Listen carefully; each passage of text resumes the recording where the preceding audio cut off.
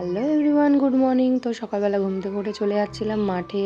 আর এই প্রত্যেক দিন ফুল তোলাটা যেন আমার একটা নেশা হয়ে যাচ্ছিল। আর যাওয়ার সময় তো দেখতে দেখতে খালি আমার চোখে ফুল গাছই বাজছিল। তারপর মাঠ থেকে বাড়ি এসে আগে চলে গেছিলাম স্নান করতে। আর একটা ভালো স্নান তো ওয়ার্কআউটের পরে অবশ্যই দরকার। আমি গরিবস ভাই, অত বেশি প্রোডাক্ট আমি ইউজ করি না। তো যাই হোক, একটা বডি ওয়াশ একটা ফেস ওয়াশই আমার জন্য যথেষ্ট। বাট বডি হাইজিনটা তো অবশ্যই সবার আগে দরকার। তার জন্য তো একটা আন্ডার রোল আর পারফিউম ইউজ করতেই পারি। আর হ্যাঁ, এই রোজমেরি ওয়াটারের এত ভালো রিভিউ দেখেছি যে আমিও একটা কিনে নিয়েছি। আর আজকে লাঞ্চ নিয়ে বসে গেছি। লাঞ্চটা তো ছিল একদমই সিম্পল, ডাল আর আলু শুধু ভাত। তার সাথে যদি থাকে একটা গন্ধরাজ লেবু, তাহলে তো এটা মহারাজা থালিকেও হার মানাবে। সেটা তোমরা আমার মুখের এক্সপ্রেশন দেখলে বুঝতেই পারবে। তারপরে একটু বিকাল বিকাল নাগাদ রেডি হয়ে বেরিয়ে গেছিলাম কাজের জন্য। কাজটা ছিল আজকে দত্তপুকুরে। আর এই যে আমার দুই ভাই, ওরা তো ছিল মকটেলে আর আমি ছিলাম স্টার্টারে। আমিও মকটেল পারি, তবে খুব একটা ভালো বানাতে পারি না। তো ওদের কাছ থেকে একটু শিখেও নিচ্ছিলাম। শিখেছিলাম তো পরে, তবে ওদের আগে বলেছিলাম আমাকে একটা মকটেল করে খাওয়া, কারণ আমার প্রচন্ড গরম লাগছে। তো আমাকে ওরা বানিয়ে দিয়েছিল ম্যাঙ্গোর কিছু একটা। বাকি ব্লগটা দেখতে হলে কিন্তু আমার চ্যানেলটাকে অবশ্যই সাবস্ক্রাইব করতে হবে। চলো বাই, দেখা হচ্ছে পরের ভিডিওতে।